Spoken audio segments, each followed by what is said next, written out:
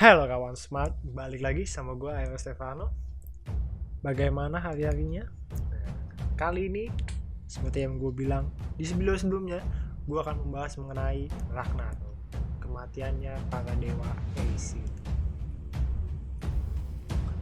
Nah, Ragnarok itu terjadi karena adanya dua tanda, yaitu yang pertama lahirnya tiga iblis yang paling jahat dan dahsyat yang merupakan anak dari Loki yang sebelumnya gue bilang, dan yaitu adalah Jormungandr si Midgard Serpent, Fenrir si serigala raksasa, dan Hel si dewi kematian.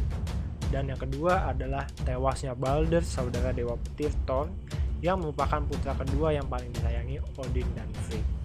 Nah, itu tandanya mulai peperangan atau kejadian Ragnarok.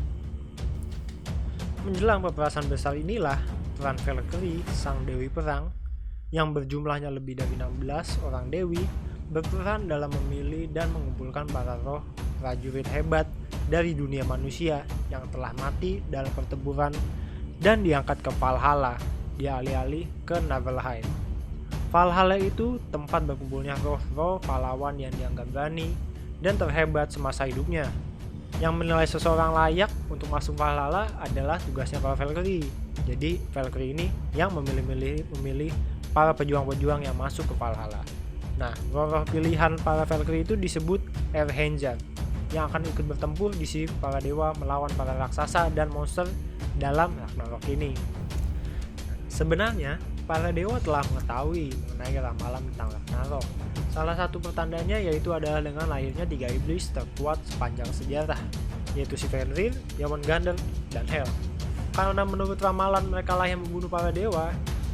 Nah, pada saat mereka kecil, mereka itu dikurung dan dibuang, yaitu si Fenrir dirantai dan diberangus, sedangkan Jormungandr dibuang ke laut, sedangkan Hel dibuang ke dunia kematian, yaitu Niflheim. Peperangan pun dimulai. Thor sendiri akan mencari Jormungandr untuk menghabisinya.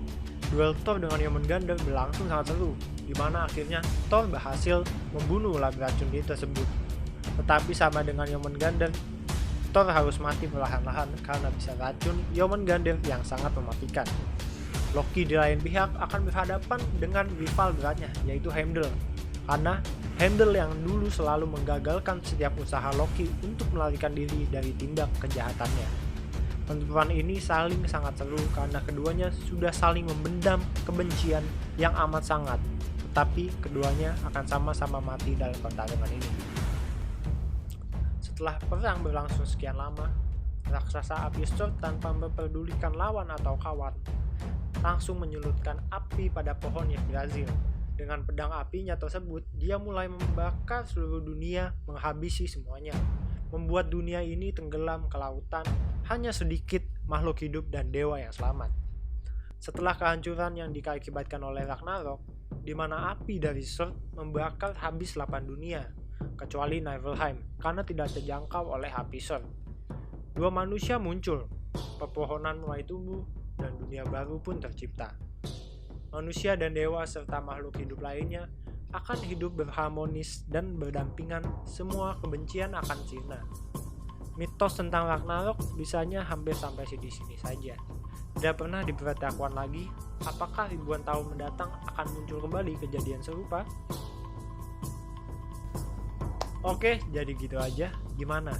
Lu udah lihat kan bagaimana terjadinya kematian para dewa-dewi Aesir, yaitu ramalan mengenai Ragnarok. Jadi cukup gitu aja dari gua. Semoga pengetahuan ini membuat lu semakin smart, karena semakin lu tahu, semakin smart.